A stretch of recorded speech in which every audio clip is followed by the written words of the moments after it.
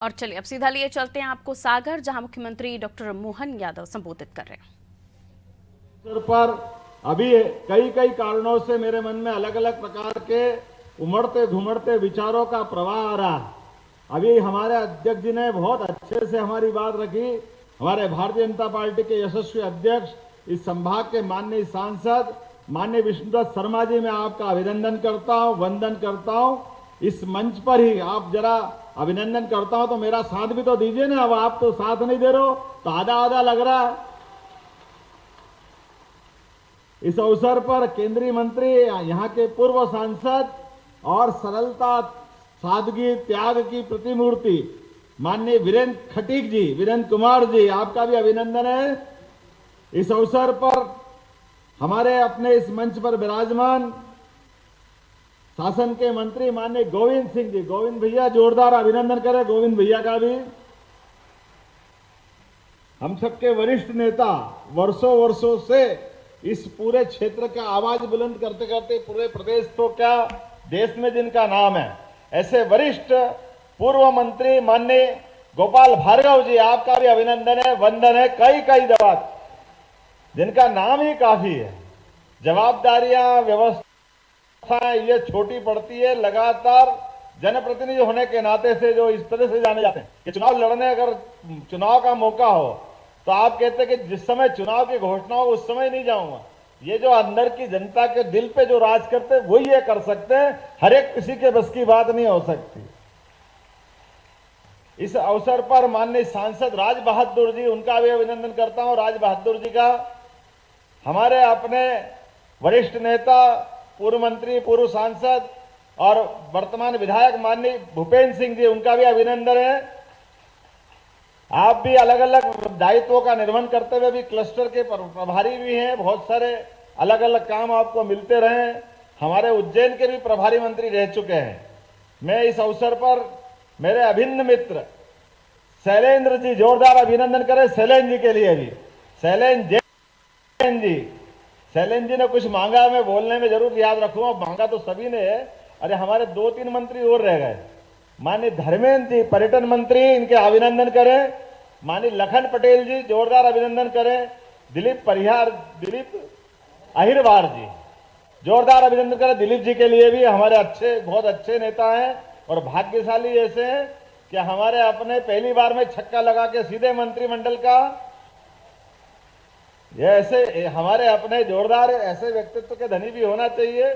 इस अवसर पर मेरे आपके इंजीनियर और पढ़ाई के साथ साथ अपने क्षेत्र की बहुत सेवा करते हैं, उनके यहाँ कॉलेज के लिए भी लेके आए प्रदीप लारिया जी, आपका भी अभिनंदन। प्रदीप भाई के लिए जोरदार अभिनंदन करें। कई कारणों से उनकी अलग पहचान। हमारे पूरे मंच के ऊपर माननीय श्याम सुंदर जी, जिला प्रभारी, अभिनंदन करें श्याम सुंदर जी का। जरा ताली वाली तो बजाओ, मजे नहीं आ रहा। मैं बोले जा रहा हूं, अब आप नाम बोलते जाओ और आप बोलते जाना। गौरव सिरोटिया जी, राजेंद्र सिंह जी, गोकलपुर है, मोकल के गोकल, मोकल, लिख मेरे को गोकल दिया, इसलिए मेरे को तो गोकुल वाले को गोकल ही याद आता है। तो गाय का कुल जिसके घर में, वो सब गोकुल वाले ही तो होते हैं। जिनके घर गाय वो गोपाल, जिनका घर में गाय के गांव में बना हुआ वो गोकुल। हमारे परमात्मा की तो दया है। समूचा भरा पूरा मंच एक बार अभिनंदन कर दो, फिर अगली बार गलती हो जाएगी। नहीं तो ये नाम है अपने लिखने वाले गलती करे और मेरे मुंह से निकले, वो थोड़ा ऐसा लगता है कि गलत हो रहा है। लेकिन अभी तो उत्सव का माहौल चल रहा है और उत्सव का माहौल कैसा चल रहा है इसका आनंद हम सबको आ रहा होगा। अपने यहाँ कितनी अच्छी संस्कृति, कितने अच्छे हमारे त्योहार पर्व रहते हैं। आप अंदाजा लगा लो कि हमारे जितने भी त्योहार और पर्व होते हैं, पर्व जितने भी होते हैं, जैसे एकादशी, नवरात्रि, सावन का मास, ये सब पर्व वाले जिसमें उपवास करते हैं, और त्योहार इतने जिसमें सबको खाने पीने को खूब मिले, खूब आनंद के साथ मस्ती के साथ खाओ, तो होली, दिवाली, दशहरा, ये त्योहार के रहते हैं। और संक्रांति, हम सब समझ सकते हैं, यशस्वी प्रधानमंत्री ने फिर हमको एक दिवाली दे दी है। एक त्योहार का मौका आया हम सबके लिए, जिस त्योहार के आधार पर हमारा अपना 22 तारीख का दिन इतिहास में अमर हो जाएगा, अमिट हो जाएगा। मैं आज इस बात के लिए बड़े गर्व के साथ भी कहना चाहूंगा, इस बात के लिए क्योंकि जो बात चली है यहाँ सागर की धरती पर, सागर की वो धरती है जहां शिक्षा को लेकर के सर हरि सिंह गौर ने अलग अलग प्रकार से अपना जीवन की कई यात्रा और कई सारे मुकाम पर उनकी अपनी पहचान बनी, लेकिन उन्हें अपनी जन्मभूमि पर सागर की धरती पर अपनी सारी संपदा लेकर के यहां आकर के जो विश्वविद्यालय का दान दिया था, वाकई वो उससे बड़ा दान कुछ हो नहीं सकता है। आधुनिक समय के लिए वो इतना बड़ा सम्मान है। मैं उनको नमन करते हुए अपनी बात कहूंगा। सागर के माध्यम से विश्वविद्यालय उस समय खोल दिया जब सागर के बारे में आज भी कई कठिनाइयां आती है, कई सारी चुनौतियां सागर और सागर के लोगों ने सहन की है। सागर ने हमेशा एक बात का साथ दिया, मैं उसका नमन करता हूं। आला उदल के जमाने से इस बुंदेलखंड ने कभी गुलामी के आगे सिर नहीं झुकाया, ये मुझे इस बात का सदैव गर्व रहा है। कोई क्या कर सकता है? कोई यही कर सकता है, कोई खाने को कम देगा, पीने को कम देगा, कोई व्यवस्था छीन लेगा, लेकिन स्वाधीनता तो नहीं छीन सकता है ना। अपने खून का बलिदान देने के लिए जब बुंदेल आगे बढ़ते तो धरती डोलने लग जाती है, कंपायमान होने लग जाता है। यह हजारों हजार साल से यहाँ की परंपरा रही है, इसलिए ये कष्ट में कभी इस बात के लिए कोई छोटा मन नहीं करता है। हमारे यहाँ ये व्यवस्था नहीं है, हमारे यहाँ वो व्यवस्था नहीं है, क्योंकि जो व्यवस्था को भीख में मांगते वो कोई और होंगे, वो बुंदेले नहीं हो सकते। मैं इस बात की गारंटी ले सकता हूं। जिन व्यवस्थाओं के बलबूते पर स्वाभिमान के साथ, संस्कार के साथ और आत्म बलिदान की जो आग में जलना जानते, वही हमारे बहादुर शेर बुंदेले कहलाते हैं। मुझे इस बात की प्रसन्नता है, आला उदल को जो कोई पढ़ लेगा अपने आप एहसास कराएगा कि बुंदेलों की, यहाँ की क्षेत्र की जनता का बलिदान क्या होता है, उनके अंदर आग कैसे होती है, वो अपने उद्देश्यों के लिए जीते कैसे हैं। मुझे इस बात की प्रसन्नता है, यशस्वी प्रधानमंत्री का अभिनंदन करें।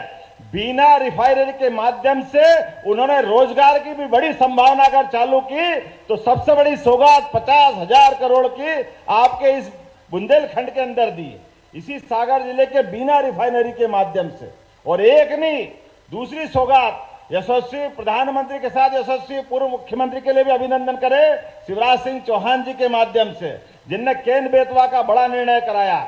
मुझे इस बात की प्रसन्नता है, केन बेतवा के माध्यम से बुंदेलखंड की धरती भी पंजाब को पीछे छोड़ेगी, लहलहा के फसल के माध्यम से अपना मार्ग खुद बनाएगी, जिसके माध्यम से बड़े पैमाने पर रोजगार की जो कमी होती थी, स्वरोजगार की अपनी खुद की खेती हरी भरी करके अपना रास्ता खुद बनाएंगे। मैं इस बात के लिए प्रसन्नता और आनंद के साथ रहता हूं कि अपने इस क्षेत्र में आज के इस अवसर पर यहां पर लगभग 100 करोड़ की लागत से संत शिरोमणि रविदास जी के मंदिर का भी यही भूमि पूजन हुआ। यह भी सौभाग्यशाली धरती है। रविदास जी वो व्यक्ति हैं जिन्हें जीवन के कितने प्रकार के पाठ पढ़ाए जीवन में, वो भी उस दौर में जब रविदास जी को जीवन, उनकी अपनी जीवन पद्धति और उनका व्यवसाय, कई प्रश्न उठाते थे लोग उस समय, लेकिन अपने परमात्मा पे विश्वास करके सनातन संस्कृति को धन्य करने के लिए कोई संत आगे बढ़े तो वाकई रविदास जी को नमन करने की जरूरत है। आज के इस दौर में वो विचार आज भी पूजनीय है। रविदास जी का विचार ये छोटा मोटा नहीं है। हरि का भजे सो हरि का होय, जात पात पूछे न कोई। कितना उदात्त विचार, छोटा मोटा विचार है क्या? हमारे समाज को फूट डालने के आधार पर अंग्रेजों से लेकर कई लोगों ने ऐसे ही षड्यंत्रों के बलबूते पर समाज को लड़ाते लड़ाते पता नहीं कितने कष्ट दिए। ऐसे कठिन काल में भी रविदास जी ने वो उदात्त भावना अपने पास रखी और ऐसे कई शिष्यों की मालिका खड़ी करी, जिसके भरोसे उन्होंने परमात्मा में विश्वास करने के लिए अपने उद्देश्य के ले आगे बढ़े। गंगा के किनारे बैठ करके बनारस के घाट पर इतना पवित्र विचार लेके कोई चल सकता है, वो एक ही नाम होगा, वो रविदास जी का नाम से बढ़कर कोई नाम नहीं होगा, जिनके पास चित्तौड़ की महारानी भी प्रणाम करके अपने आप को धन्य मानती है।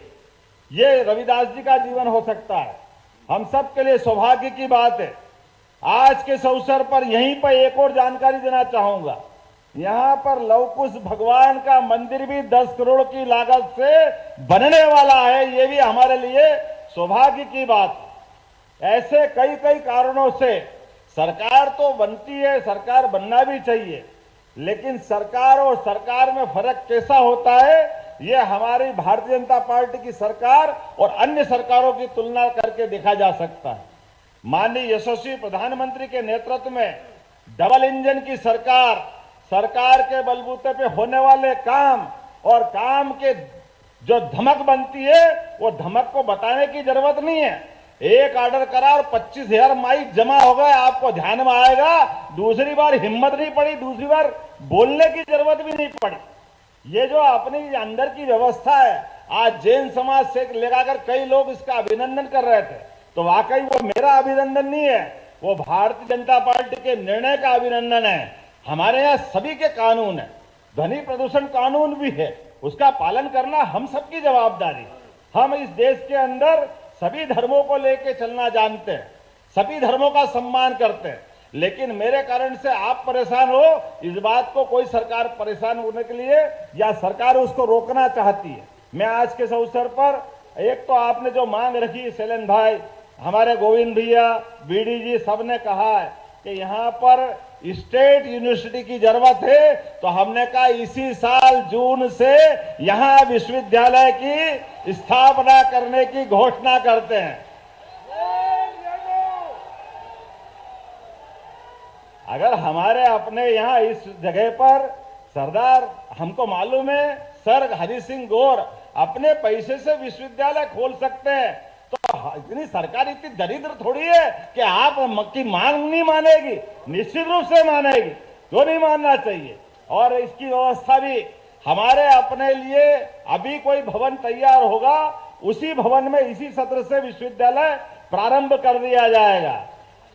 इसके साथ साथ उद्योग के लिए भी बहुत जल्दी बुंदेलखंड पैकेज लेकर के इसी संभाग के अंदर उद्योग की बड़ी बैठक करके बड़े पैमाने पर उद्योगों की भी मालिका तैयार करेगा, जिसके माध्यम से उद्योगों के आधार पर लोगों को रोजगार मिलेगा। इस व्यवस्था के आधार पर भी हमने निर्णय किया है कि बुंदेलखंड की धरती पे इस बात की भी आवश्यकता है। मुझे एक और बात आपने कही कि बुंदेलखंड में वो जो हमारी सड़कें खुद गई, और आपने कहा कि वो टाटा कंपनी का कोई पैकेज है।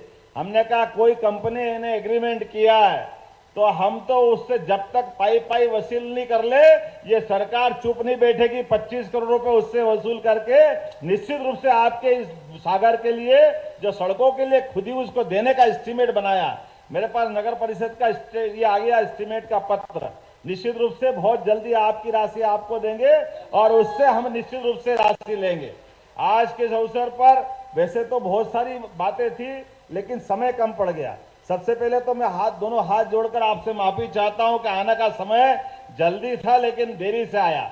लेकिन आने के बाद हमने अपनी एक नियम बनाया कि आने के क्रम में हमारे अपने प्रशासनिक लेवल पर जो हमारे लॉ एंड ऑर्डर की मीटिंग हो, प्रशासन के जरिए निर्माण कार्यों की बातें हो, उसकी भी मीटिंग होना चाहिए। इसलिए संभाग की वो बैठक भी हमको करना है। इसलिए मैं उम्मीद कर रहा हूं आप सबके माध्यम से, आप मेरी अपनी बात को यहीं समाप्त करूंगा, लेकिन आपसे संकल्प करवा रहा हूं। अपने हाथ खड़े करो और आप भी खुद खड़े हो जाओ और हम सब संकल्प करें परसों के लिए कि राम जी के उस गर्भगृह में प्रवेश के लिए नरेंद्र मोदी जी जब अयोध्या में बैठ करके परमात्मा के लिए वो अद्वितीय क्षण हमको उपलब्ध करा रहे हैं, तो हम अपने अपने स्थान पर जो जहां है भाग बैठ करके दिवाली मनाएंगे, आनंद में सम्मिलित होंगे। बोलो तैयार है? तो अपनी मुट्ठी बांधो और एक बार जय जय श्री राम, जय जय श्री राम।